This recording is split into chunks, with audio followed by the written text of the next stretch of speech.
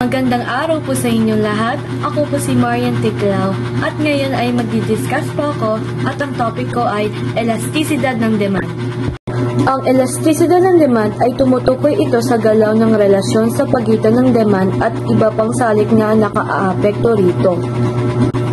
Sa pamamagitan ng pagtukoy sa elastisidad ng demand, nagkakaroon ang isang negosyo ng paraan upang matugunan ang saktong pangangailangan at kagustuhan ng mga mamimili o mga tao. So, importante o mahalaga ang elastisidad ng demand dahil ito ay nakakatulong o pinapakita kung paano tumataas o bumababa ang demand ng isang produkto kapag nagbabago ang presyo nito.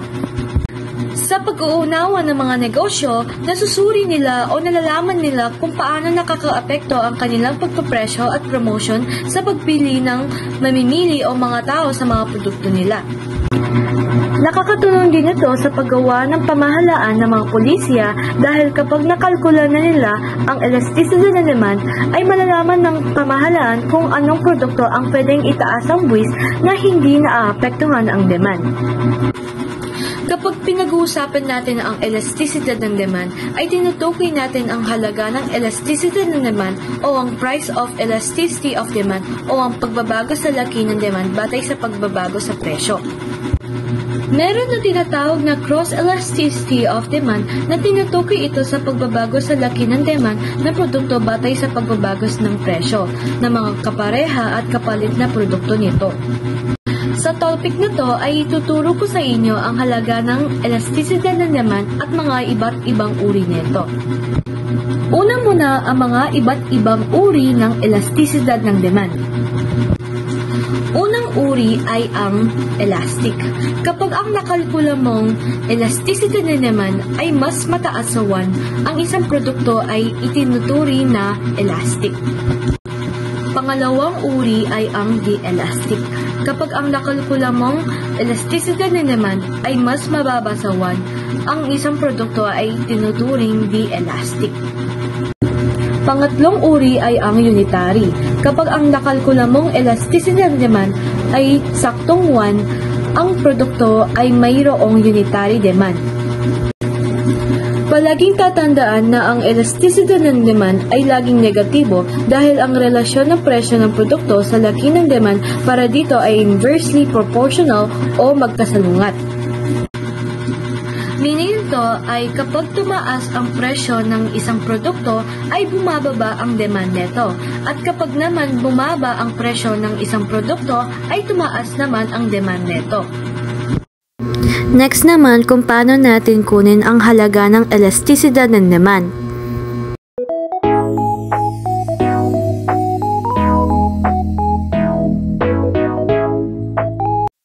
So ito po ang formula kung paano natin kunin ang halaga ng elastisidad ng demand. Ang next step naman ay hahanapin natin ang Q2 and Q1 at yung P2 and P1. Which is yung Q2 natin is 3,500 at Q1 natin ay 4,200.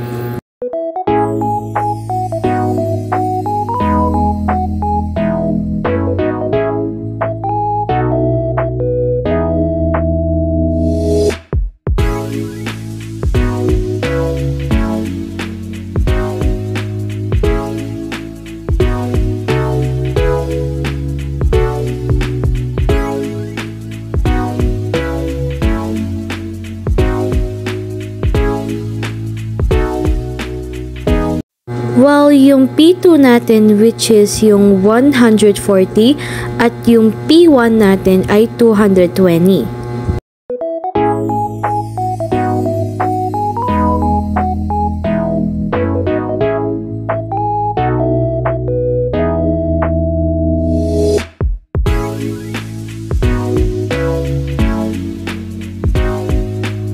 Ang next step naman po ay ipag-minus natin ang 3,500 sa 4,200 kaya naging 700.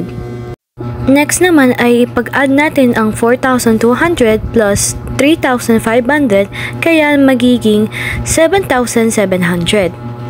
At ang 7,700 na yan ay ipag-divide natin yon sa 2 kaya magiging 3,850. Next step naman ay i-divide natin ang 700 sa 3,850. Kaya ang magiging sagot dyan ay 0.181818181. At ang 0.181818181 ay i-multiply natin sa 100. Kaya ang magiging sagot ay 18.18. Next naman, i-minus natin ang 140 sa 220. Kaya ang magiging sagot dyan ay 80. Tapos, ipag-add natin ang 220 plus 140 at ang magiging sagot doon ay 360. Then, ipag-divide natin ang 360 sa 2 at ang magiging sagot doon ay 180. Tapos, ipag-divide natin ang 80 sa 180. Kaya ang magiging sagot dyan ay 0.44444444. Tapos, ipag-multiply natin ang 0.44444444 sa 100 at ang magiging sagot doon ay 44.44.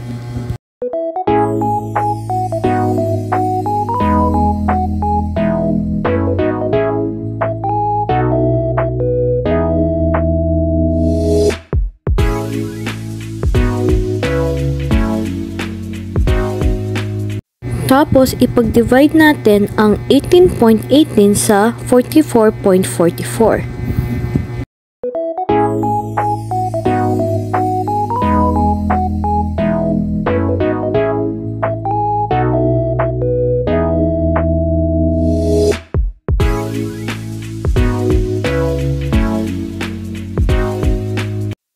At ang magiging sagot ay 0.41.